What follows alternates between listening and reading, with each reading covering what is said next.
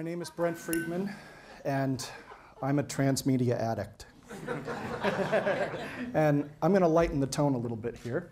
I am the co-founder of Electric Farm Entertainment, which is a new media studio down in Santa Monica, California.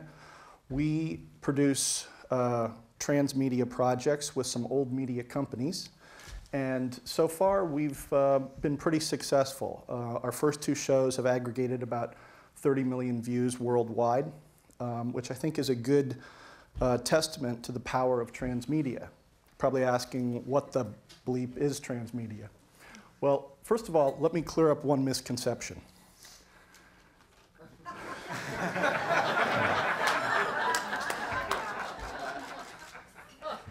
The truth is, before we take a look at what transmedia is and try and define it, let's break it down into its component parts.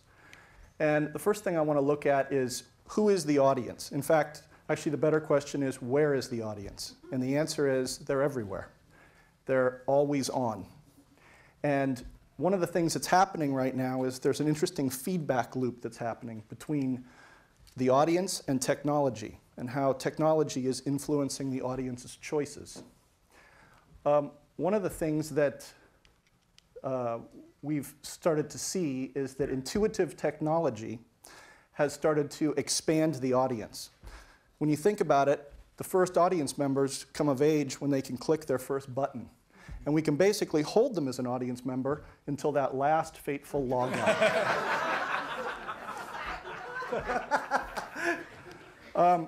The other thing that's happening is the audience has getting access to multiple media platforms. And each one of those platforms represents a different niche audience. Now, you probably say, well, what is a media platform? Essentially, it starts off with the three major screens. You've got television, you've got computers, you've got handheld devices, and then you've got some of your old media outlets. All of these platforms are essentially an opportunity to deploy some aspect of transmedia storytelling. The way I like to think of it is, you have a huge storyverse that you've created, and you pull out a slice or a section of that storyverse, and you can deploy it on different platforms. So for instance, I can take my A story, and on a television series, I can talk about the hero's adventure. But then I can supplement that with a B story from the villain's point of view, and I can tell that in webisodes online. Then I can do a backstory of the whole storyverse through a mobile game on your handheld device.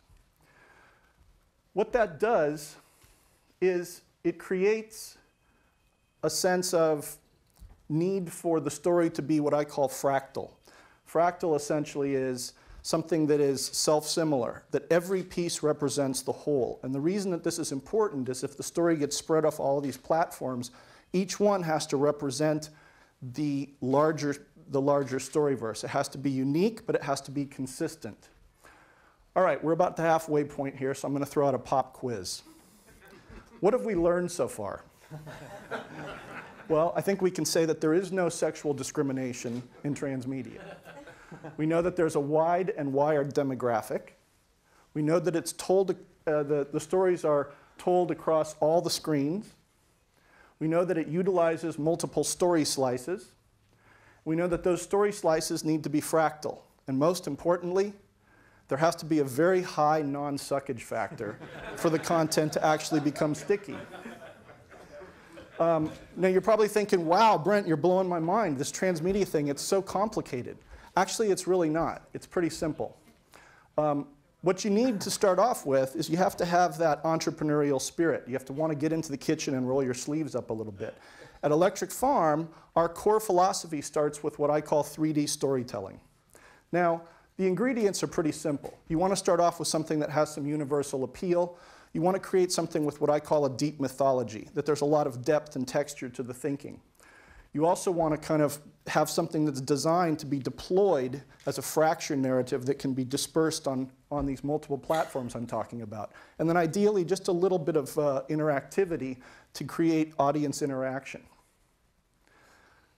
Well, based on what we learned from Afterworld and Gemini Division, we feel that now, moving into some of our new projects, we're trying to apply all of that, those lessons that have come from those first two projects in our new project called Valemont, which is something you can see when we started to put the project together, we tried to use our formula of 3D storytelling. We took something that was very high concept, doing a new spin on the vampire myth. We've created a very extensive timeline that goes back thousands of years. We've added a whole bunch of actual scientific research to make it seem real. And we've created what I call a Rashomon narrative, which is we've created a narrative that has multiple points of view, so that there is a singular truth, but that each character's point of view is valid. Most importantly, we've added some super hot bods. Now, we've taken all of this and we've done two other very important things. If you're creating entertainment, the idea is you want to both entertain people, but you have to get to them. And one of the challenges with doing something online or within these multiple platforms, how do you reach them? Well, as I said before, Electric Farm has found that the best thing to do with new media is to still utilize the strengths of old media. Old media in the form of MTV they create a distribution channel for us. They get us to the audience that we want to be speaking to. And through our brand partner, Verizon, we're getting a lot of really targeted marketing for the project. So what we come out of this with is three things that are really important to what I believe is not just transmedia, but new media. Our content is built modularly. So our episodes are actually 2 to 3 minutes long. But they're designed in such a way that they can be compiled together into 15-minute blocks, half-hour blocks, and eventually into a 2-hour movie. What that allows us to do is create different revenue streams so that we can have it air interstitially on television, on broadband, on mobile, or we can sell it around the world as 15-minute blocks, half-hour blocks of actual on-air programming, or we can create a downloadable movie version of the content. And what I'm going to show you is how I've taken our formula for kind of transmedia storytelling and applied it to the kind of the schematic for what we're doing with Vailmont. We're using the online platform to talk about and reveal the backstory of the main character's brother through a very elaborate ARG that's employing both Twitter and Facebook. Then on air, the first 12 webisodes of the show will actually air on MTV, interspersed into their highest rated shows, The Hills and The City. After the 12th episode, there's a huge cliffhanger, and that will drive all viewing onto MTV.com from that point on. We're using the mobile platform as a way to extend the narrative and give viewers actual access to the main character through auxiliary and special content through the Verizon VCast platform. So, where is this all headed? It's an excellent question. One of the things that I see is that with this always-on audience that we have, I think that they're going to become increasingly empowered by tech advances. And I think what that's going to do is it's going to start driving the audience to work more cooperatively with the content creators. And I think we're going to start increasing interactivity, and we together, the audience and the creators, are going to start building what I call a transmedia storyverse.